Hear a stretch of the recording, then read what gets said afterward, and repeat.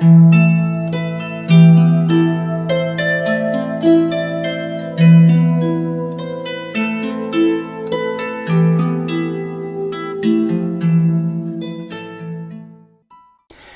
Simai, and welcome to Welsh Phrase of the Week. My name's William Hugh, and I'm a Welsh learner.